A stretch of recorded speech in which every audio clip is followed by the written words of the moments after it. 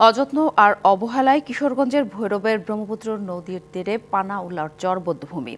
বিশেষ কয়েকটি দিন এলেই কেবল বাড়ে কদর, করা হয় পরিষ্কার পরিচ্ছন্ন, বাকি সময় দেখার থাকে না কেউ।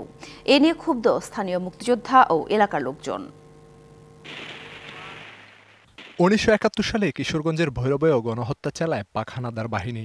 হাজারো নিরস্ত্র বাঙালিকে নির্মমভাবে হত্যা করে ফেলে দেওয়া হয় ব্রহ্মপুত্র নদে।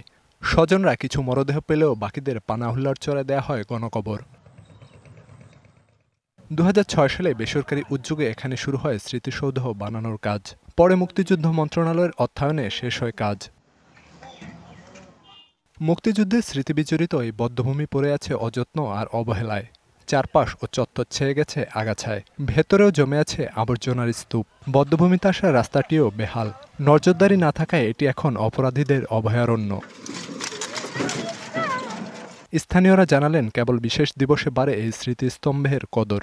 এখানে যে হাল অবস্থা, ভিতরে নেশা পানি এই সেই আবিজাবি অনেক কিছু চলে, ওই পরিষ্কার নাই। প্রত্যেক বছরে দুইবারই আমরা দেখি, ২৬শে মার্চ ১৬ই ডিসেম্বর আসে, ক্লিন করে। এই স্মৃতিসৌধ গড়ে তুললেও স্মৃতিসৌধের অনেকটুকু কাজ বাকি আছে। এখানে এখন পর্যন্ত শহীদদের পূর্ণাঙ্গ তালিকা নাই। এখানে এই রাস্তাটা সম্পূর্ণ একটা অনিরাপদ রাস্তাটি ভাঙাচোরা। বধ্যভূমিতে কোনো জাদুঘর নেই, আমি চাই এখানে একটি জাদুঘর হোক। মুক্তিযুদ্ধের স্মৃতিবিজড়িত এই স্থাপনা রক্ষায় প্রশাসনের নজরদারি না থাকায় ক্ষুব্ধ মুক্তিযোদ্ধারা।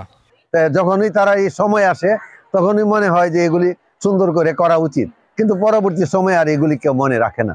স্মৃতিসৌধটা সত্যভাবে যদি করা হইতো, ঘর করে তার মধ্যে লোকজনের নাম টাম দিয়ে স্মৃতিসৌধ হিসেবে যেটা করে, ওইটা করলে অনেক ভালো হতো।